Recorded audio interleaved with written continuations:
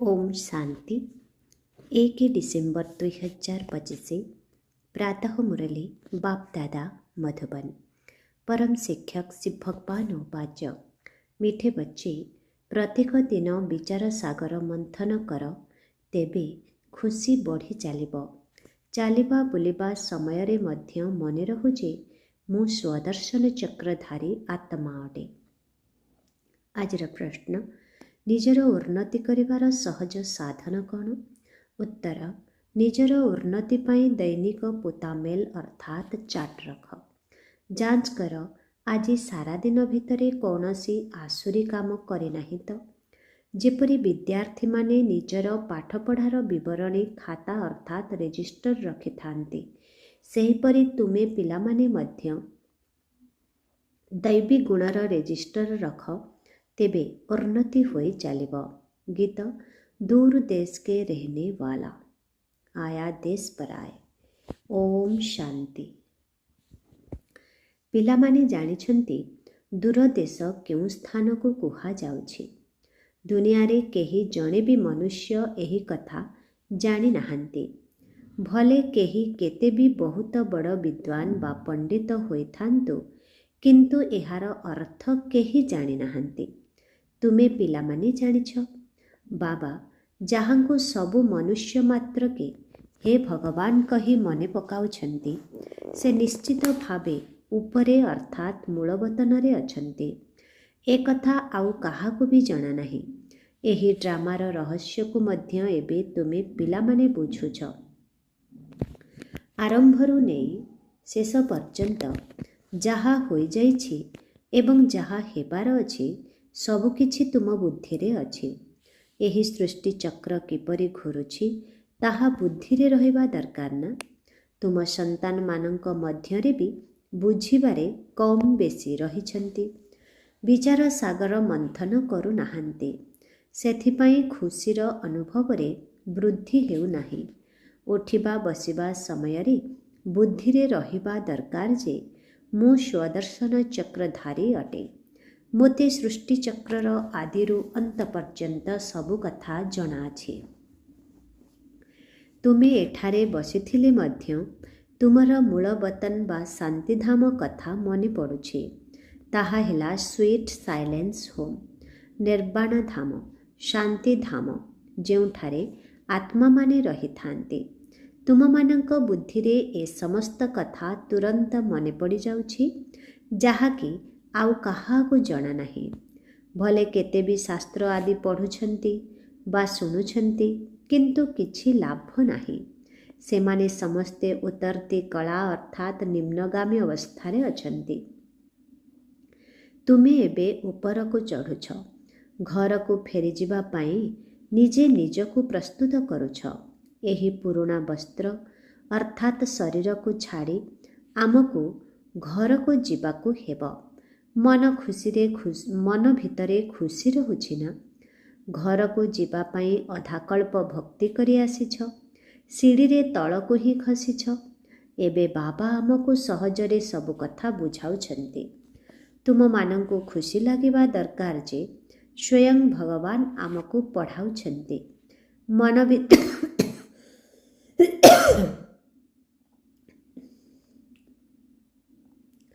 मन भितरे एही खुशी बहुत रहिबा दरकार। बाबा सम्मुखरे आसी पढ़ाउछंती। बाबा जिए कि समस्तंकर पिता अटंती, से आमको पुनर्बार पाठ पढ़ाउछंती। एही भली अनेक थर पढ़ाइछंती। जेतेबेले तुमे अभिनय करी करी चक्र पूरा करुछ, सेतेबेले बाबा पुणी आसुछंती। वर्तमान तुमे स्वदर्शन चक्रधारी अट। तुमे विष्णुपुरीर देवता हेबा पाई पुरुषार्थ करुछ। दुनिया रे आउ केही भी एही ज्ञान दे परिबे नाही। शिव बाबा आमको पढ़ाउछंती। एही खुशी केते मात्रा रे रहिबा दरकार। पिलामाने जानिछंती एही शास्त्र पुराण आदि सबु भक्ति मार्गर अटे। ए सबु सद्गति पाई नुहे। भक्ति मार्गर सामग्री मध्य दरकार ना। भक्ति मार्गर तो बहुत सामग्री रहिछि। बाबा कहउछंती एहा द्वारा तुमर अधोगति होइछि। ଦୁନିଆରେ କେତେ ସ୍ଥାନରେ ଖୋଜୁଛନ୍ତି, ଏବେ ତୁମେ ଶାନ୍ତ ହୋଇ ବସିଛ। ତୁମର ଖୋଜିବା ସବୁ ବନ୍ଦ ହୋଇଯାଇଛି। ଜାଣିଛ ଆଉ ବାକି ଅଳ୍ପ ସମୟ ଅଛି। ଆତ୍ମାକୁ ପବିତ୍ର କରିବା ପାଇଁ ବାବା ସେହି ରାସ୍ତା ବତାଉଛନ୍ତି। କହୁଛନ୍ତି, ମୋତେ ମନେ ପକାଇଲେ ତୁମେ ତମୋ ପ୍ରଧାନରୁ ସତୋପ୍ରଧାନ ହୋଇଯିବ ଏବଂ ସତୋପ୍ରଧାନ ଦୁନିଆକୁ ଆସି ରାଜତ୍ୱ କରିବ। ଏହି ରାସ୍ତା ବାବା କଳ୍ପ କଳ୍ପ ଅନେକ ଥର ଆସି ବତାଇଛନ୍ତି। ନିଜର ଅବସ୍ଥାକୁ ମଧ୍ୟ ଦେଖିବାକୁ ପଡ଼ିବ। ବିଦ୍ୟାର୍ଥୀମାନେ ପୁରୁଷାର୍ଥ କରି ନିଜକୁ ଯୋଗ୍ୟ କରିଥାନ୍ତି ନା? ପାଠପଢ଼ାର ମଧ୍ୟ ରେଜିଷ୍ଟର ଥାଏ ଏବଂ ଚାଲିଚଳନର ମଧ୍ୟ ରେଜିଷ୍ଟର ଥାଏ। ଏଠାରେ ତୁମକୁ ଦୈବୀ ଗୁଣ ମଧ୍ୟ ଧାରଣ କରିବାକୁ ହେବ। ଦୈନିକ ନିଜର ଚାର୍ଟ ରଖିବା ଦ୍ୱାରା ବହୁତ ଉନ୍ନତି ହୋଇଥାଏ।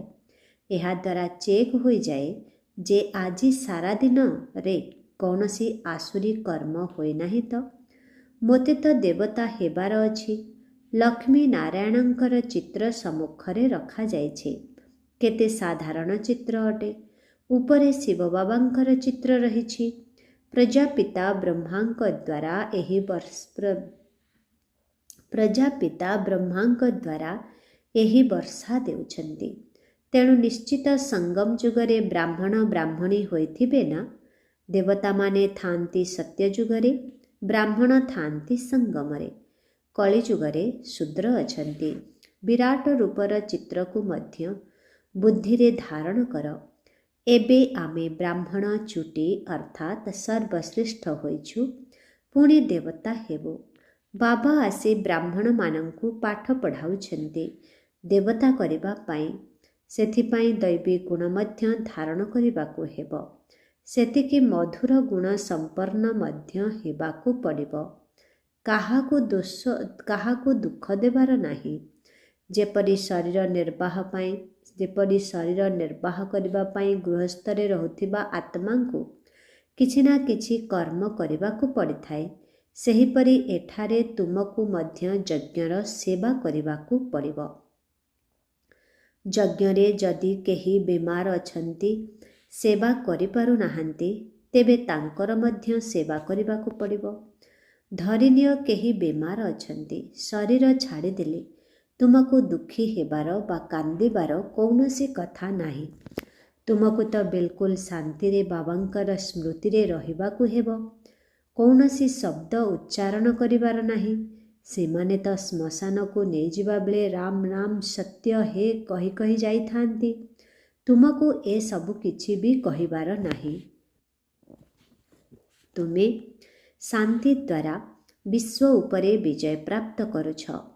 ସେମାନଙ୍କର ହେଲା ବିଜ୍ଞାନର ଶକ୍ତି, ତୁମର ହେଲା ଶାନ୍ତିର ଶକ୍ତି। ତୁମେ ପିଲାମାନେ ଜ୍ଞାନ ଏବଂ ବିଜ୍ଞାନର ମଧ୍ୟ ଯଥାର୍ଥ ଅର୍ଥକୁ ଜାଣିଛ। ଜ୍ଞାନ ହେଲା ଜାଣିବା ଏବଂ ବିଜ୍ଞାନ ହେଲା ସବୁକିଛି ଭୁଲିଯିବା। ଏହା ଜ୍ଞାନଠାରୁ ମଧ୍ୟ ଊର୍ଦ୍ଧ୍ୱରେ। ତୁମ ପାଖରେ ଜ୍ଞାନ ମଧ୍ୟ ଅଛି, ବିଜ୍ଞାନ ମଧ୍ୟ ଅଛି। ଆତ୍ମା ଜାଣିଛି ଯେ ମୁଁ ଶାନ୍ତିଧାମର ନିବାସୀ ଅଟେ। ପୁଣି ସୃଷ୍ଟିର ଜ୍ଞାନ ମଧ୍ୟ ରହିଛି। ତୁମେ ରୂପ ଏବଂ ବସନ୍ତ ଅର୍ଥାତ୍ ଯୋଗୀ ଏବଂ ଜ୍ଞାନୀ। ବାବା ମଧ୍ୟ ରୂପ ବସନ୍ତ ଅଟନ୍ତି ନା? ବାବା ରୂପ ମଧ୍ୟ ଅଟନ୍ତି ଏବଂ ତାଙ୍କ ମଧ୍ୟରେ ସାରା ସୃଷ୍ଟିଚକ୍ରର ଜ୍ଞାନ ମଧ୍ୟ ରହିଛି। ସେମାନେ ବିଜ୍ଞାନ ଭବନ ନାମ ରଖିଦେଇଛନ୍ତି। ଅର୍ଥ କିଛି ବି ଜାଣିନାହାନ୍ତି। ତୁମେ ପିଲାମାନେ ଜାଣିଛ, ବର୍ତ୍ତମାନ ସମୟରେ ବିଜ୍ଞାନ ଦ୍ୱାରା ସୁଖ ମଧ୍ୟ ମିଳୁଛି ଏବଂ ଦୁଃଖ ମଧ୍ୟ ମିଳୁଛି। ସେଠାରେ କେବଳ ସୁଖ ହିଁ ସୁଖ ରହିଛି। ଏଠାରେ ହେଲା ଅଳ୍ପ କାଳର ସୁଖ, ବାକି ତ ଦୁଃଖ ହିଁ ଦୁଃଖ। ଘର ପରିବାରରେ ମନୁଷ୍ୟ କେତେ ଦୁଃଖୀ ହୋଇ ରହିଥାଏ। କେହି କେହି ଏ କଥା ମଧ୍ୟ ଭାବୁଛନ୍ତି, ମରିଯାଆନ୍ତି କି? ଏତେ ଦୁଃଖ ଦୁନିଆରୁ ମୁକ୍ତି ପାଇଯାଆନ୍ତି। ତୁମେ ପିଲାମାନେ ତ ଜାଣିଛ ଯେ ବାବା ଆସିଛନ୍ତି ଆମକୁ ସ୍ୱର୍ଗବାସୀ କରିବା ପାଇଁ। କେତେ ଖୁସିରେ ଗଦଗଦ ହେବା ଦରକାର। କଳ୍ପ କଳ୍ପ ବାବା ଆମକୁ ସ୍ୱର୍ଗବାସୀ କରିବା ପାଇଁ ଆସୁଛନ୍ତି। ତେଣୁ ଏପରି ବାବାଙ୍କର ମତରେ ଚାଲିବା ଦରକାର ନା? ବାବା କହୁଛନ୍ତି, ମିଠେ ବଚ୍ଚେ, କାହାକୁ କେବେ ବି ଦୁଃଖ ଦିଅ ନାହିଁ। ଗୃହସ୍ଥ ବ୍ୟବହାରରେ ରହି ପବିତ୍ର ହୁଅ। ଆମେ ଭାଇ ଭଉଣୀ ଅଟୁ। ଏହା ହେଲା ସ୍ନେହର ସମ୍ବନ୍ଧ। ଏହାଦ୍ୱାରା ଅନ୍ୟ କୌଣସି ଖରାପ ଦୃଷ୍ଟି ରହିପାରିବ ନାହିଁ। ପ୍ରତ୍ୟେକଙ୍କର ବେମାରୀ ଅଲଗା ଅଲଗା। ବାବା ସେହି ଅନୁସାରେ ପରାମର୍ଶ ମଧ୍ୟ ଦେଇଥାନ୍ତି। କେହି ପିଲାମାନେ ପଚାରୁଛନ୍ତି, ବାବା, ଏ ପ୍ରକାରର ପରିସ୍ଥିତି ସୃଷ୍ଟି ହେଉଛି, ଏହି ପରିସ୍ଥିତିରେ କ'ଣ କରିବୁ? ବାବା ବୁଝାଉଛନ୍ତି, ଭାଇ ଭଉଣୀଙ୍କ ମଧ୍ୟରେ ଦୃଷ୍ଟି ଖରାପ ହେବା ଉଚିତ ନୁହେଁ। କୌଣସି ପ୍ରକାରର ଝଗଡ଼ା ମଧ୍ୟ ନ ହେଉ। ମୁଁ ତୁମ ଆତ୍ମାମାନଙ୍କର ବାବା ଅଟେନା। ଶିବ ବାବା ବ୍ରହ୍ମାଙ୍କ ଶରୀର ଦ୍ୱାରା କହୁଛନ୍ତି, ପ୍ରଜାପିତା ବ୍ରହ୍ମା ତ ଶିବ ବାବାଙ୍କର ସନ୍ତାନ ହୋଇଗଲେ। ତାଙ୍କର ସାଧାରଣ ଶରୀରରେ ହିଁ ଶିବ ବାବା ଆସୁଛନ୍ତି। ବିଷ୍ଣୁ ତ ହେଲେ ସତ୍ୟଯୋଗୀ। ବାବା କହୁଛନ୍ତି, ମୁଁ ଏହାଙ୍କ ଶରୀରରେ ପ୍ରବେଶ କରି ନୂଆ ଦୁନିଆ ରଚନା କରିବା ପାଇଁ ଆସିଛି। ବାବା ପଚାରୁଛନ୍ତି, ତୁମେ ବିଶ୍ୱର ମହାରାଜା ମହାରାଣୀ ହେବାକୁ ଚାହୁଁଛ? ପିଲାମାନେ କହୁଛନ୍ତି, ହଁ ବାବା। କାହିଁକି ନ ହେବୁ? ହଁ, ଏଥିପାଇଁ ପବିତ୍ର ରହିବାକୁ ପଡ଼ିବ। ପିଲାମାନେ କହୁଛନ୍ତି, ବାବା, ଏହା ତ ମୁସ୍କିଲ ଅଟେ। ଆରେ, ତୁମକୁ ବିଶ୍ୱର ମାଲିକ କରୁଛି। ତୁମେ ପବିତ୍ର ରହିପାରିବ ନାହିଁ? ତୁମକୁ ଲଜ୍ଜା ଲାଗୁନାହିଁ? ଲୌକିକ ପିତା ମଧ୍ୟ ବୁଝାଇଥାନ୍ତି ନା, ଖରାପ କର୍ମ କର ନାହିଁ। ଏହି ବିକାର ପାଇଁ ହିଁ ବିଘ୍ନ ପଡ଼ୁଛି। ଆରମ୍ଭରୁ ନେଇ ଆଜି ପର୍ଯ୍ୟନ୍ତ ଏଇଥିପାଇଁ ହିଁ ହଙ୍ଗାମା ହୋଇ ଆସିଛି। ବାବା କହୁଛନ୍ତି, ମଧୁର ସନ୍ତାନଗଣ, ବିକାର ଉପରେ ହିଁ ବିଜୟ ପ୍ରାପ୍ତ କରିବାକୁ ହେବ। ମୁଁ ଆସିଛି ପବିତ୍ର କରିବା ପାଇଁ। ତୁମମାନଙ୍କୁ ଠିକ୍ ଭୁଲ, ଭଲ ମନ୍ଦ ବିଚାର କରିବା ପାଇଁ ବୁଦ୍ଧି ମିଳିଛି। ଏହି ଲକ୍ଷ୍ମୀ ନାରାୟଣ ହେଉଛନ୍ତି ତୁମ ପାଠପଢ଼ାର ଲକ୍ଷ୍ୟ ଏବଂ ଉଦ୍ଦେଶ୍ୟ। ସ୍ୱର୍ଗବାସୀମାନଙ୍କ ନିକଟରେ ଦୈବୀ ଗୁଣ ଏବଂ ନର୍କବାସୀଙ୍କ ନିକଟରେ ଅବଗୁଣ ରହିଥାଏ। ଏବେ ରାବଣର ରାଜ୍ୟ ଚାଲିଛି, ଏକଥା ମଧ୍ୟ କେହି ବୁଝିପାରୁନାହାନ୍ତି। ରାବଣକୁ ପ୍ରତିବର୍ଷ ଜଳାଉଛନ୍ତି, କାରଣ ଶତ୍ରୁ ଅଟେନା, ଜଳାଇ ହିଁ ଆସୁଛନ୍ତି। କିନ୍ତୁ ବୁଝି ନାହାନ୍ତି ଯେ ଇଏ କିଏ? ଆମେ ସମସ୍ତେ ରାବଣ ରାଜ୍ୟର ଅଟୁନା, ତେଣୁ ଆମେ ନିଶ୍ଚୟ ଅସୁର ହେଲୁ। କିନ୍ତୁ ନିଜକୁ କେହି ଅସୁର ବୋଲି ଭାବୁନାହାନ୍ତି। ବହୁତ ମଧ୍ୟ କହିଥାନ୍ତି ଏହା ରାକ୍ଷସ ରାଜ୍ୟ ଅଟେ, ଯଥା ରାଜା ରାଣୀ ତଥା ପ୍ରଜା। କିନ୍ତୁ ଏତିକି ବି ବୁଦ୍ଧି ନାହିଁ। ବାବା ଆସି ବୁଝାଉଛନ୍ତି ଯେ ରାମରାଜ୍ୟ ଅଲଗା ଏବଂ ରାବଣ ରାଜ୍ୟ ଅଲଗା। ଏବେ ତୁମେ ସର୍ବଗୁଣ ସମ୍ପନ୍ନ ହେଉଛ। ବାବା କହୁଛନ୍ତି, ମୋର ଯେଉଁ ଭକ୍ତମାନେ ଦେବତାମାନଙ୍କ ମନ୍ଦିରକୁ ଯାଇ ପୂଜା କରୁଛନ୍ତି, ସେମାନଙ୍କୁ ଜ୍ଞାନ ଶୁଣାଅ। ବାକି ନାସ୍ତିକମାନଙ୍କ ପାଇଁ ମୁଣ୍ଡ ଖରାପ କର ନାହିଁ। ମନ୍ଦିରମାନଙ୍କରେ ତୁମକୁ ବହୁତ ଭକ୍ତ ମିଳିବେ। ନାଡ଼ି ମଧ୍ୟ ଦେଖିବାକୁ ହେବ, ଅର୍ଥାତ୍ ମନୋଭାବକୁ ମଧ୍ୟ ନିରୀକ୍ଷଣ କରିବାକୁ ହେବ। ଡାକ୍ତରମାନେ ଦେଖିବା ମାତ୍ରେ କହିଦିଅନ୍ତି ଯେ ଏହାଙ୍କର ରୋଗ କ'ଣ। ଦିଲ୍ଲୀରେ ଅଜମଲ ଖାଁ ନାମକ ଜଣେ ଏହିଭଳି ବିଖ୍ୟାତ ବୈଦ୍ୟ ଥିଲେ। ବାବା ତ ତୁମକୁ 21 ଜନ୍ମ ପାଇଁ ସଦା ନିରୋଗୀ, ସଦା ସମ୍ପତ୍ତିବାନ କରିଦେଉଛନ୍ତି। ଏଠାରେ ତ ସମସ୍ତେ ରୋଗୀ, ଅସୁସ୍ଥମାନେ ରହିଛନ୍ତି। ସେଠାରେ ତ କେବେ ରୋଗ ହୁଏ ନାହିଁ। ତୁମେ ସଦା ସୁସ୍ଥ, ସଦା ସମ୍ପତ୍ତିବାନ ହେଉଛ। ତୁମେ ନିଜର ଯୋଗବଳ ଦ୍ୱାରା କର୍ମେନ୍ଦ୍ରିୟ ଉପରେ ବିଜୟ ପ୍ରାପ୍ତ କରୁଛ। ତୁମକୁ ଏହି କର୍ମେନ୍ଦ୍ରିୟମାନେ କେବେ ବି ଧୋକା ଦେଇପାରିବେ ନାହିଁ। ବାବା ବୁଝାଉଛନ୍ତି, ପିଲାମାନେ, ଭଲ ଭାବରେ ବାବାଙ୍କୁ ମନେ ପକାଅ। ଦେହୀ ଅଭିମାନୀ ହୋଇ ରୁହ, ତେବେ କର୍ମେନ୍ଦ୍ରିୟ ଗୁଡ଼ିକ ଧୋକା ଦେବେ ନାହିଁ। ଏହିଠାରେ ହିଁ ତୁମେ ବିକାରଗୁଡ଼ିକ ଉପରେ ବିଜୟ ପ୍ରାପ୍ତ କରୁଛ। ସେଠାରେ କାହାର କୁଦୃଷ୍ଟି ନଥାଏ। ରାବଣର ରାଜ୍ୟ ହିଁ ନଥାଏ। ତାହା ହେଲା ହିଁ ଅହିଂସକ ଦେବୀ ଦେବତାମାନଙ୍କର ଧର୍ମ। ଲଢ଼େଇ ଆଦିର କୌଣସି କଥା ହିଁ ନାହିଁ। ଏହି ଯୁଦ୍ଧ ମଧ୍ୟ ଶେଷ ଯୁଦ୍ଧ ହେବ, ଯାହାଦ୍ୱାରା ସ୍ୱର୍ଗର ଦ୍ୱାର ଖୋଲିବ। ପୁଣି କେବେ ଲଢ଼େଇ ଲାଗିବ ହିଁ ନାହିଁ। ଏହି ଯଜ୍ଞ ମଧ୍ୟ ଶେଷ ଯଜ୍ଞ ଅଟେ। ପୁଣି ଅଧାକଳ୍ପ ପର୍ଯ୍ୟନ୍ତ କୌଣସି ଯଜ୍ଞ ହେବ ହିଁ ନାହିଁ। ଏଥିରେ ଦୁନିଆର ସମସ୍ତ ଆବର୍ଜନା ସ୍ୱାହା ହୋଇଯାଉଛି। ଏହି ଯଜ୍ଞରୁ ହିଁ ବିନାଶର ଜ୍ୱାଳା ବାହାରିବ, ଯେଉଁଥିରେ ସାରା ଦୁନିଆ ବିନାଶ ହୋଇଯିବ। ପୁଣି ତୁମମାନଙ୍କୁ ସାକ୍ଷାତକାର ମଧ୍ୟ କରାଯାଇଛି। ସ୍ୱର୍ଗର ସୁବିରସ ଇତ୍ୟାଦି ମଧ୍ୟ ବହୁତ ସ୍ୱାଦିଷ୍ଟ ଏବଂ ଫାଷ୍ଟ କ୍ଲାସ୍ ହୋଇଥାଏ। ସେହି ରାଜ୍ୟର ସ୍ଥାପନା ଏବେ ତୁମେମାନେ କରୁଛ। ତେବେ ତୁମକୁ କେତେ ଖୁସି ରହିବା ଦରକାର। ତୁମର ନାମ ମଧ୍ୟ ଶିବଶକ୍ତି ଭାରତ ମାତା ଅଟେ। ଶିବଙ୍କଠାରୁ ତୁମେ ଶକ୍ତି ନେଉଛ କେବଳ ଯୋଗବଳ ଦ୍ୱାରା। ଏଣେ ତେଣେ ଧକ୍କା ଖାଇବାର କୌଣସି ଆବଶ୍ୟକତା ନାହିଁ। ସେମାନେ ଭାବୁଛନ୍ତି ଯେଉଁମାନେ ଭକ୍ତି କରୁନାହାନ୍ତି ସେମାନେ ନାସ୍ତିକ। ତୁମେ କହୁଛ ଯେ ଯିଏ ରଚୟିତା ବାବା ଏବଂ ରଚନାକୁ ଜାଣିନାହାନ୍ତି ସେମାନେ ନାସ୍ତିକ ଅଟନ୍ତି। ତୁମେମାନେ ଏବେ ଆସ୍ତିକ ହୋଇଛ, ତ୍ରିକାଳଦର୍ଶୀ ମଧ୍ୟ ହୋଇଛ। ତିନି ଲୋକ ଏବଂ ତିନି କାଳକୁ ଜାଣି ଯାଇଛ। ଏହି ଲକ୍ଷ୍ମୀ ନାରାୟଣଙ୍କୁ ବାବାଙ୍କଠାରୁ ଏହି ସମ୍ପତ୍ତି ମିଳିଛି। ଏବେ ତୁମେ ସେହିଭଳି ହେବାକୁ ଯାଉଛ। ଏହିସବୁ କଥା ବାବା ହିଁ ବୁଝାଉଛନ୍ତି।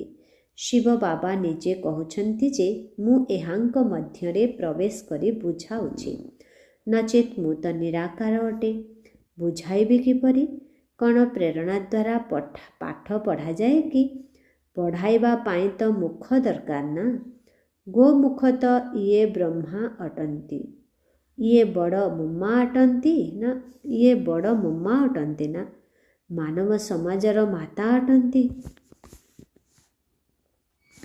ବାବା କହୁଛନ୍ତି ମୁଁ ଏହାଙ୍କ ଦ୍ୱାରା ତୁମମାନଙ୍କୁ ସୃଷ୍ଟିର ଆଦି ମଧ୍ୟ ଅନ୍ତର ରହସ୍ୟ ବୁଝାଉଛି, ଯୁକ୍ତି ବତାଉଛି। ଏଥିରେ ଆଶୀର୍ବାଦ କରିବାର କୌଣସି କଥା ନାହିଁ। ନିର୍ଦ୍ଦେଶ ଅନୁସାରେ ଚାଲିବାକୁ ହେବ। ତୁମକୁ ଶ୍ରୀମତ ମିଳୁଛି। ଏଥିରେ କୃପା ଇତ୍ୟାଦିର କୌଣସି କଥା ନାହିଁ। କହୁଛନ୍ତି ବାବା ବାରମ୍ବାର ଭୁଲ ହୋଇଯାଉଛି, କୃପା କର। ଆରେ ବାବାଙ୍କୁ ମନେ ପକାଇବାର କାମ ତ ତୁମର। ମୁଁ କି କୃପା କରିବି? ସେଥିପାଇଁ ତ ସମସ୍ତେ ପିଲା ଅଟନ୍ତି। କୃପା କରିବି ତ ସମସ୍ତେ ରାଜା ହୋଇଯିବେ। ପଦ ତ ପାଠପଢ଼ା ଅନୁସାରେ ପାଇବେ। ତୁମକୁ ତ ପାଠ ପଢ଼ିବାକୁ ପଡ଼ିବ ନା। ତୁମେ ପୁରୁଷାର୍ଥ କରିଚାଲ। ପରମ ପ୍ରିୟ ବାବାଙ୍କୁ ମନେ ପକାଇବାକୁ ହେବ। ପତିତ ଆତ୍ମା ତ ଘରକୁ ଫେରି ଯାଇପାରିବ ନାହିଁ। ବାବା କହୁଛନ୍ତି ଯେତେ ବାବାଙ୍କୁ ମନେ ପକାଇବ ସେତେ ପବିତ୍ର ହେବ। ପବିତ୍ର ଆତ୍ମା ଏଠାରେ ରହିପାରିବ ନାହିଁ। ପବିତ୍ର ହେଲେ ପୁଣି ନୂଆ ଶରୀର ଦରକାର। ପବିତ୍ର ଆତ୍ମାକୁ ଅପବିତ୍ର ଶରୀର ମିଳିବାର ନିୟମ ନାହିଁ। ସନ୍ନ୍ୟାସୀମାନେ ମଧ୍ୟ ବିକାରରୁ ଜନ୍ମ ନେଇଥାନ୍ତି ନା। ଏହି ଦେବତାମାନେ ବିକାରରୁ ଜନ୍ମ ନେଉନାହାନ୍ତି, ଯଦ୍ୱାରା ପବିତ୍ର ହେବା ପାଇଁ ସନ୍ନ୍ୟାସ କରିବାକୁ ପଡ଼ିବ। ଏମାନେ ତ ଉଚ୍ଚ ହେଲେ ନା ସଚ୍ଚା ମହାତ୍ମା ଏବଂ ଦେବତାମାନେ, ଯିଏକି ସର୍ବଦା ସମ୍ପୂର୍ଣ୍ଣ ନିର୍ବିକାରୀ ଅଟନ୍ତି। ସେଠାରେ ରାବଣ ରାଜ୍ୟ ନଥାଏ। ତାହା ସତୋପ୍ରଧାନ ରାମରାଜ୍ୟ ଅଟେ। ବାସ୍ତବରେ ରାମ ମଧ୍ୟ କହିବା ଉଚିତ ନୁହେଁ। ଇଏ ତ ଶିବ ବାବା ଅଟନ୍ତି ନା। ଏହାକୁ କୁହାଯାଏ ରାଜସ୍ୱ ଅଶ୍ୱମେଧ ଅବିନାଶୀ ରୁଦ୍ର ଜ୍ଞାନ ଯଜ୍ଞ। ରୁଦ୍ର ବା ଶିବ ଏକ ଅଟନ୍ତି। ଶ୍ରୀକୃଷ୍ଣଙ୍କର ଏଥିରେ ତ ନାମ ନାହିଁ। ଶିବ ବାବା ଆସି ଜ୍ଞାନ ଶୁଣାଉଛନ୍ତି। ତେଣୁ ସେମାନେ ରୁଦ୍ର ଯଜ୍ଞର ରଚନା କରିବା ସମୟରେ ମାଟିର ଶିବଲିଙ୍ଗ ବା ଶାଳଗ୍ରାମ ତିଆରି କରିଥାନ୍ତି। ଗୁରୁ କରି ସାରି ପୁଣି ଭାଙ୍ଗି ଦେଇଥାନ୍ତି। ବାବା କହୁଛନ୍ତି ପୂଜା କରି ସାରି ପୁଣି ଭାଙ୍ଗି ଦେଇଥାନ୍ତି। ଯେପରି ବାବା ଦେବୀମାନଙ୍କର ଉଦାହରଣ ଦିଅନ୍ତି। ଦେବୀମାନଙ୍କୁ ଶୃଙ୍ଗାର କରି ଖିଆଇ ପିଆଇ ପୂଜା କରି ପୁଣି ବୁଡ଼େଇ ଦିଅନ୍ତି। ସେହିପରି ଶିବ ବାବା ଏବଂ ଶାଳଗ୍ରାମମାନଙ୍କର ବଡ଼ ସ୍ନେହରେ ଏବଂ ପବିତ୍ର ଭାବରେ ପୂଜା କରି ପୁଣି ବିସର୍ଜନ କରିଦିଅନ୍ତି। ଏ ହେଉଛି ସାରା ଭକ୍ତିର ବିସ୍ତାର। ଏବେ ବାବା ପିଲାମାନଙ୍କୁ ବୁଝାଉଛନ୍ତି ଯେତିକି ବାବାଙ୍କର ସ୍ମୃତିରେ ରହିବ ସେତିକି ଖୁସିରେ ରହିବ। ପ୍ରତ୍ୟେକ ଦିନ ରାତିରେ ନିଜର ଚାର୍ଟ ଦେଖିବା ଦରକାର। କୌଣସି ଭୁଲ କରିନାହିଁ ତ? ନିଜର କାନ ଧରିବା ଦରକାର। ବାବା ଆଜି ମୋ ଦ୍ୱାରା ଏହି ଭୁଲ ହୋଇଗଲା, କ୍ଷମା କରିଦିଅ। ବାବା କହୁଛନ୍ତି ସତ୍ୟ କଥା ଲେଖିଲେ ଅଧା ପାପ କଟିଯିବ। ବାବା ତ ଅଛନ୍ତି ନା? ଯଦି ନିଜର କଲ୍ୟାଣ କରିବାକୁ ଚାହୁଁଛ ତେବେ ଶ୍ରୀମତରେ ଚାଲ। ପୋତାମିଲ୍ ରଖିବା ଦ୍ୱାରା ବହୁତ ଉନ୍ନତି ହେବ। ଖର୍ଚ୍ଚ ତ କିଛି ନାହିଁ। ଉଚ୍ଚ ପଦ ପାଇବାର ଅଛି ତ? ମନ ବଚନ କର୍ମରେ କାହାରିକୁ ଦୁଃଖ ଦିଅ ନାହିଁ। କେହି କିଛି କହିଲେ ଶୁଣି ନ ଶୁଣିଲା ପରି ରହିଯାଅ, ଏହି ମେହନତ କରିବାକୁ ହେବ। ବାବା ଆସୁଛନ୍ତି କେବଳ ତୁମ ପିଲାମାନଙ୍କର ଦୁଃଖ ଦୂର କରି ସଦାକାଳ ପାଇଁ ସୁଖ ଦେବା ପାଇଁ ପଡ଼ିବ। ତେଣୁ ପିଲାମାନଙ୍କୁ ମଧ୍ୟ ଏହିପରି ହେବାକୁ ପଡ଼ିବ। ସବୁଠାରୁ ଭଲ ସେବା ମନ୍ଦିରମାନଙ୍କରେ ହେବ। ସେଠାରେ ତୁମକୁ ଆତ୍ମାମାନେ ଧର୍ମ ମନୋବୃତ୍ତିରେ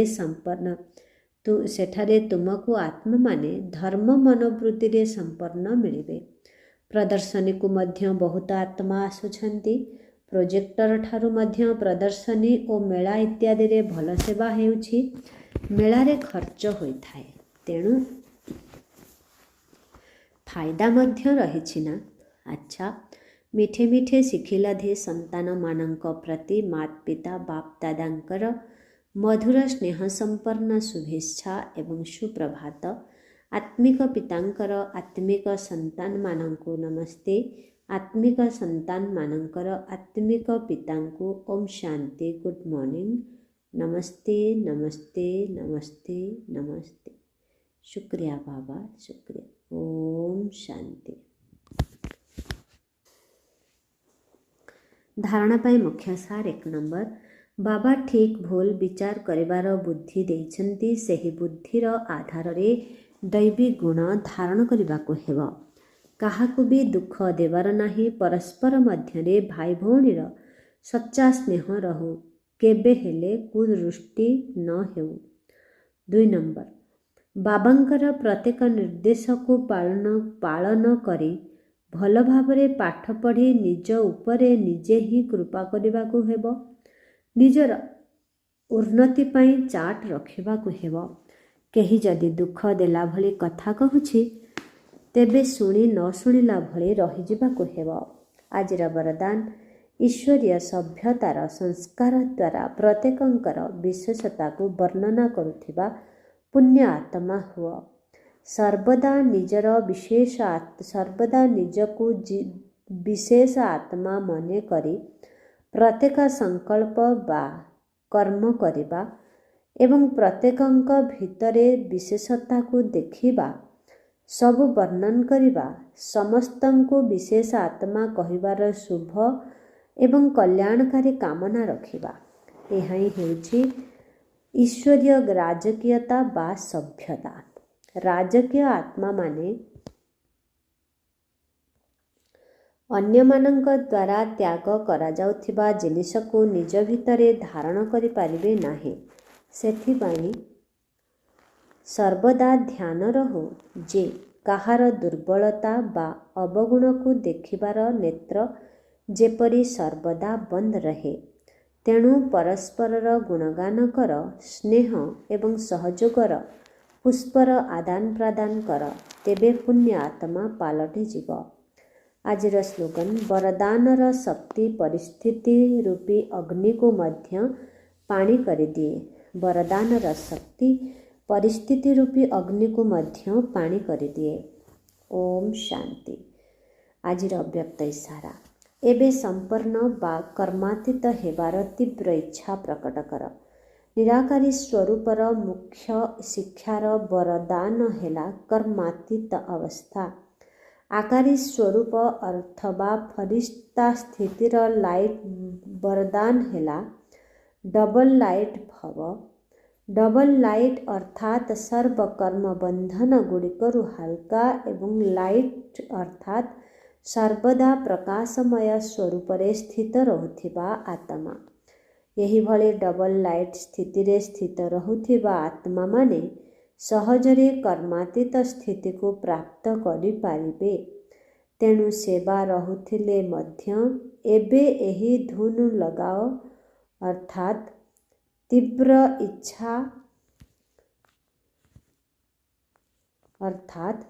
ଇଚ୍ଛା ପ୍ରକଟ କର ଯେ ମୋତେ ସମ୍ପନ୍ନ ବା କର୍ମାତୀତ ହେବାକୁ ହିଁ ପଡ଼ିବ। ଓମ୍ ଶାନ୍ତି।